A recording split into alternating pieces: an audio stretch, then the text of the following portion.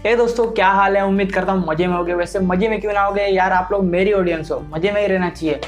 तो आज का टॉपिक है स्मार्टफोन हैक के बारे में। डोंट वरी, ये उस लेवल का हैक नहीं जो मतलब हैकर रहते हैं ना, डार्क वेब वाला, उस तरह का नहीं है। ये हैक बेसिकली इस तरह का होता है जो आपको स्मार्टफोन से रिलेटिव कोई भी काम को आसान बना देता है। काफ़ी काम को करते वक्त आपको क्रेजी फील होगा, मतलब मज़ेदार फील हो। तो उम्मीद करता हूँ वीडियो अच्छी लगेगी। वीडियो में लास्ट तक बने रहना, काफ़ी अच्छी अच्छी बातें आपको जानने में मिलेगी। तो इसी के साथ वीडियो शुरू करते हैं। तो दोस्तों, पहला हैक होने वाला है एड ब्लॉकिंग के ऊपर।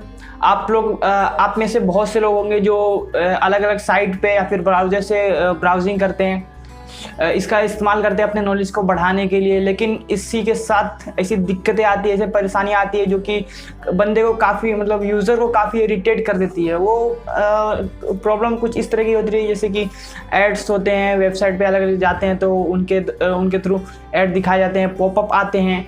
पॉपअप पे गलती से क्लिक हो जाता है, फिर हमारा इंटेंशन किसी और तरफ चला जाता है, तो का फोकस थोड़ा डाइवर्ट हो जाता है। मतलब हम आए हैं मेन इंफॉर्मेशन गेन करने के लिए, लेकिन इस तरह के चक्कर में पड़ जाते हैं। ठीक है, तो ऐसे में आपका टाइम बचाने के लिए साथ साथ आपका फोकस भी किधर और डाइवर्ट ना हो पाए, ऐसा करने के लिए हम क्या कर सकते हैं। सबसे पहले कि आप सभी क्रोम ब्राउज़र इस्तेमाल करते ही होगे, तो क्रोम ब्राउज़र के अंदर रहता है डाटा सेविंग मोड, ये ऑप्शन रहता है, उसको आप इनेबल कर सकते हैं। अब इसमें से बहुत से लोग बोलेंगे यार हमें 1.5-2 GB या फिर 3 GB एक दिन का मिलता है, क्या करेंगे इतने सारे MB का। जो टिकटॉक वगैरह यूज़ नहीं करते ये उनके लिए, नहीं तो अदरवाइज़ वो तो कंज्यूम कर ही लेते हैं अपना डाटा। तो आप जैसे स्मार्ट यूज़र के लिए ये है कि, और कुछ लोग ऐसे भी होंगे तो हाँ यार, आप लोगों के पास बहुत से पैसे हैं, तो इस तरह जो मैं बता रहा हूँ डाटा सेविंग मोड का इस्तेमाल आप करके MB बचा ही लेंगे अपना, साथ ही साथ अपना टाइम भी बचा लेंगे। क्योंकि जो ऐड आते हैं ना हमें दिखाए जाते हैं, और हमारे ही मोबाइल डाटा का कंज्यूम करके वो ऐड दिखाए जाते हैं। तो इस तरह से आपका मोबाइल डाटा भी बच जाएगा, टाइम भी बच जाएगा, और आपको ब्राउजिंग या फिर इस तरह के काम करने में और भी दिलचस्पी आएगी। तो उम्मीद करता हूँ ये आपको बात समझ में आ गई होगी। तो दोस्तों, ये तो रही ब्राउज़र में आने वाले ऐड की बात। अब और भी बहुत सारे ऐड आते हैं। इन ऐड से कैसे बचा जा सकता है, जैसे कि हम थर्ड पार्टी ऐप इस्तेमाल करते हैं, जैसे कोई भी ऐप आ जाते हैं, हाँ, तो हम बिना देखे राखे उसको इस्तेमाल करते हैं, इंस्टॉल करते हैं और चलाते हैं। इनमें से बहुत से ऐप ऐसे रहते हैं जिनका मेन मोटो ही यही रहता है कि आपको सिर्फ और सिर्फ ऐड दिखाना है, उनको वैल्यू से कुछ मतलब नहीं, वो सिर्फ ऐड दिखाते हैं और पैसा कमाते हैं। तो इस तरह के ऐप से आपको बचना है।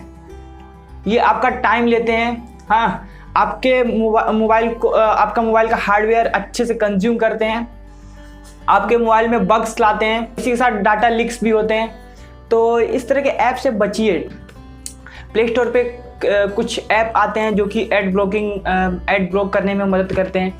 इसमें से कुछ पेड होते हैं और कुछ इसके बदले में आपको ऐड दिखाते हैं। मतलब ये तो बात वही हो गई कि जिस काम के लिए हम आए हैं, जो हमें नहीं चाहिए वो सामने से खुद परोस के दे रहा है। इसे एग्जाम्पल के तौर पे ऐसा समझ सकते हैं, इलाज के लिए गए हैं हकीम के पास, हकीम खुद ही दर्द में मुब्तला हो गए। अब क्या करे भाई, यूज़र क्या कहेगा, अब क्या करे भाया, हकीम तो दवा खा के सो गए। तो समझ रहे हो। तो इसमें से जितनी भी बातें मैंने बताई है वो सब अप्लाई करो और इसी तरह से ब्राउजिंग करते रहो, अपने नॉलेज को बढ़ाओ। Hope you understand. तो दोस्तों, दूसरा हैक है हेल्थ से रिलेटिव। आप में से बहुत से लोग होंगे जो स्मार्ट वॉच खरीदते हैं, स्मार्ट बैंड खरीदते हैं, क्योंकि उसमें ऐसे सेंसर दिए रहते हैं जो आपके हेल्थ को रिलेटिव काफ़ी सारी इंफॉर्मेशन डाटा आपको प्रोवाइड कराते हैं, और इससे आप अपनी हेल्थ को मेंटेन करके रख पाते हैं। अब किसी के पास ये सब चीज़ खरीदने के मतलब पैसे नहीं, या फिर वो नहीं चाहता ये सभी चीज़ खरीदना, तो ऐसे में हमारे पास स्मार्टफोन जो होता है ना, उसके अंदर ही इस तरह के ऑप्शन दिए रहते हैं जो बेसिकली सॉफ्टवेयर बेस्ड होते हैं। इसका इस्तेमाल हम ऐसे कर सकते हैं, जैसे कि आप लोग प्ले स्टोर से ऐप डाउनलोड कर सकते हैं हार्ट रेट मॉनिटरिंग करके। उसमें ऐसा ऑप्शन दिया रहता है, आप जाओगे उसके अंदर, ठीक है, तो आपके पीछे की जो एलईडी फ्लैश रहती है ना और कैमरा, उसके ऊपर ऐसा आप उंगली रखोगे तो आपके अंदर उंगली के अंदर जो ब्लड सेल्स वगैरह रहते हैं उन्हें डिटेक्ट करके वो आपको रिपोर्ट दिखा देगा, आपका ब्लड रेट कितना है, हार्ट बीट वगैरह क्या है, पल्स कितनी चल रही है। तो इस तरह से आपके लिए हेल्पफुल हो सकता है, वो भी बिना किसी इन्वेस्टमेंट के। तीसरा जो हैक होने वाला है या फिर कहे तो इम्पोर्टेंट चीज़ होने वाली है आप सभी लोगों के लिए, अगर आपका स्मार्टफोन कभी खो जाता है, हाँ, या फिर मिल नहीं रहा है या फिर चोरी हो गया है, तो इससे आप डिटेक्ट कर सकते हैं फाइंड माई डिवाइस की मदद से।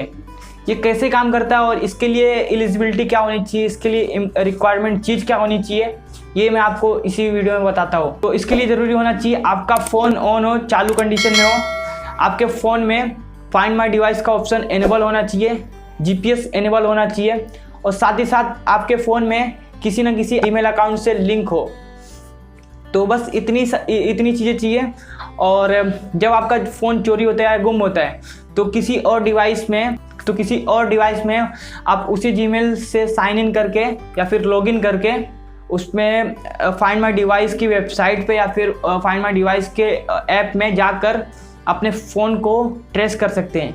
वो आपको एग्जैक्ट आपके फ़ोन की लोकेशन बता देगा। इससे आपको अपना फ़ोन ढूंढने में मदद हो जाएगी। आप में से बहुत से लोग होंगे जो एमआई के फ़ोन यूज़ करते होंगे। ऐसे में बहुत से यूजर होते हैं जो एमआई के फ़ोन यूज़ करते हैं, तो उन फ़ोनों में आयर ब्लास्टर का एक सेंसर लगा रहता है, वो सामने फ्रंट में लगा रहता है मोबाइल में। लेकिन बात ये है ना कि मोबाइल यूज़ तो बहुत से लोग करते हैं, लेकिन उनको पता ही नहीं रहता ये सेंसर क्या है और इसका इस्तेमाल कैसे करते हैं। तो बेसिकली ये बहुत ही इंटरेस्टिंग सेंसर है जिसका नाम है आयर ब्लास्टर। ये क्या करता है मालूम है? ये किसी भी डिवाइस को जो रिमोट से कंट्रोल की जा सकती है उसे आप अपने फ़ोन के ज़रिए से कंट्रोल कर सकते हैं। ये कैसे करते हैं फटाफट से जान लेते हैं। तो आपको मी रिमोट करके एप्लीकेशन इंस्टॉल करनी है, या फिर मी एमआई के फ़ोन में पहले से प्री इंस्टॉल रहती है, हाँ, उसमें आपको जाना है।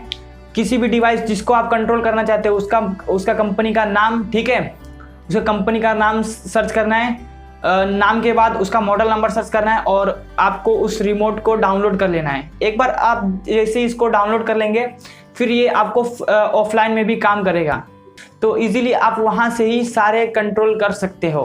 अब आप जान गए हो तो इसका भी इस्तेमाल करो, काफ़ी हेल्पफुल होगा।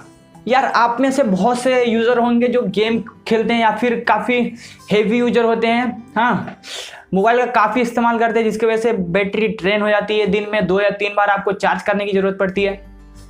ऐसे में अगर फास्ट चार्जिंग रहा तो आपको तो ईजी पड़ जाता है, अदरवाइज स्लो चार्जिंग में आपको दिक्कत आ जाती है। अरे कहना क्या चाहते हो? ऐसे में आप क्या कर सकते हो, थोड़ी देर के लिए जब तक आप चार्ज कर रहे हो मोबाइल को फ्लाइट मोड पे डाल दो। इससे क्या होगा मैं बताता हूँ आपको। इससे क्या होगा, जो भी रेडियो फ्रिक्वेंसी या फिर कोई भी सिग्नल से कनेक्ट रहता है ना मोबाइल का टावर के थ्रू, वो कट जाता है। इसी के साथ और भी चीज़ें रहती हैं जो फ़ोन के बैकग्राउंड में ये सब चलती रहती है, उन सभी एक्टिविटी को भी वो बंद कर देता है एकदम से। इसकी वजह से जो मोबाइल का मेन फोकस रहता है ना वो बैटरी पे रहता है। इसका कंक्लूजन यही निकलता है कि आपकी जो बैटरी है ना पहले से काफ़ी तेज चार्ज हो जाती है और हीटिंग इशू या फिर ब्लास्ट के भी चिंता नहीं रहती है। काफ़ी यूज़फुल चीज़ हो जाती है यहाँ पे फ्लाइट मोड। तो इस चीज़ को भी आप ट्राई कर सकते हो।